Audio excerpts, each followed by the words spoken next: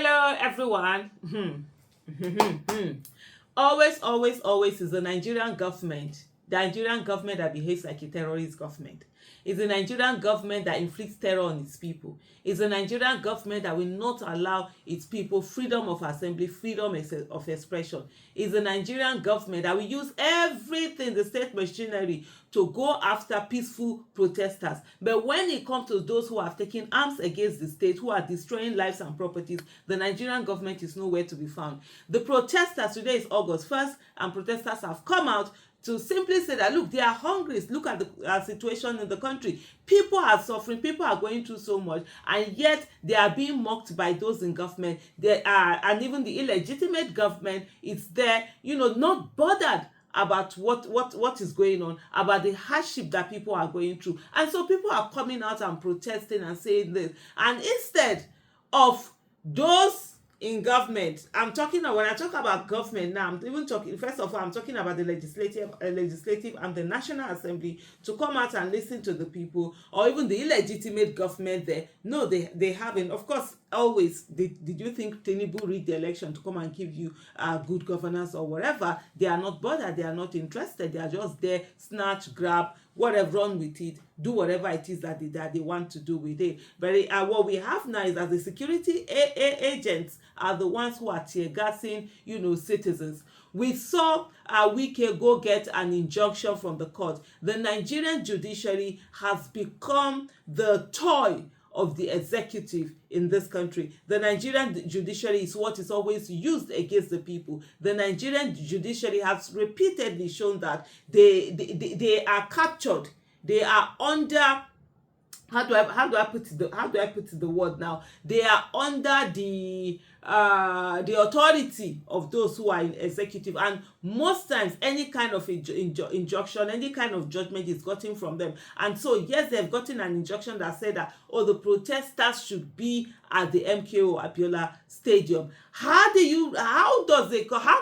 What gives a judge the audacity to give an injunction that is contrary to the Constitution of the Federal Republic of Nigeria? The Constitution of the Federal Republic of Nigeria is the highest authority in the country, and yet we have some judges who feel they can give an injunction. They get the injunction, which is unconstitutional, which is unlawful, and then of course even the protesters, especially those in Abuja, did go to the MKO Abiola Stadium, and from some of the reports that we're getting is the fact that they were not even allowed to go in. And then they decided, why are they here? They decided to go to the Eagle Square, where they had planned to be at. And at the Eagle Square, what we have is almost like total lockdown.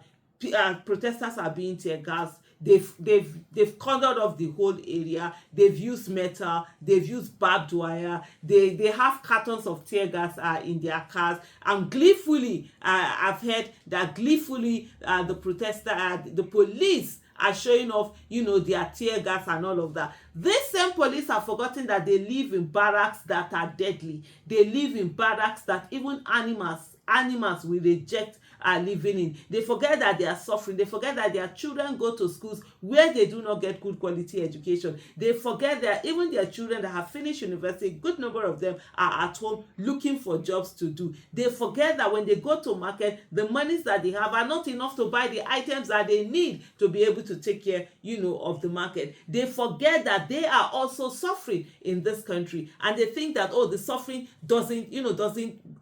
will not get to them, or the way they always say, they have to obey orders. Well, keep obeying those orders and keep suffering. The same police will come out, and when they see you, they will say, you don't advocate on our issue. But what am I even saying? We've advocated on police issues when police were arrested, when policewomen were abducted in Lassa. Nigerians, the Bring Back Our Girls movement came out to make demands on the Lassa policewomen that were in abduction, and guess what? the police actually attacked us. So I don't even know why I don't even know why I'm surprised at the kind of mentality that the Nigerian police has, whose allegiance has not been to the constitution and the people of Nigeria, but rather to the to whoever occupies the office of the president and the ruling party. And so citizens that have come out merely to express their displeasure at what is happening in the country, to show how much the suffering that they're going through, to show that indeed things are very hard in the country, are the ones who are right now being tear gassed by the Nigerian police. The Nigerian police has not gone to look for criminals, to look for kidnappers that are coming into Abuja to kidnap people, but then they are focused, they're showing their might, their show of might, they shamelessly call it,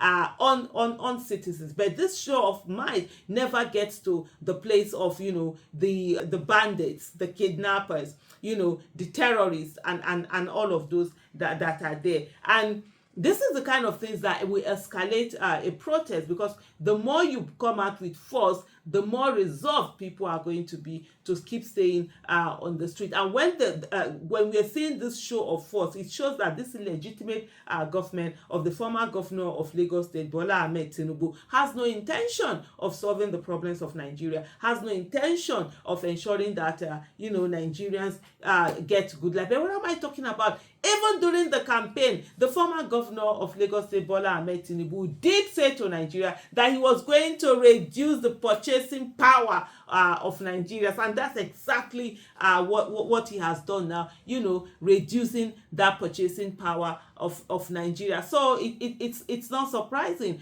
but hey, the whole thing, the beauty about this protest is the fact that it's citizens that are taking ownership of their protest. It's citizens that are coming out knowing that they need to come out and have their voices being heard. You see citizens from all walks of life, different different gender, of course, different religion, different ethnicity. Nothing matters. There's one unifying factor, and that unifying factor is hunger. You've seen women coming out with empty pots. We've seen women coming out with their children, orphaned children.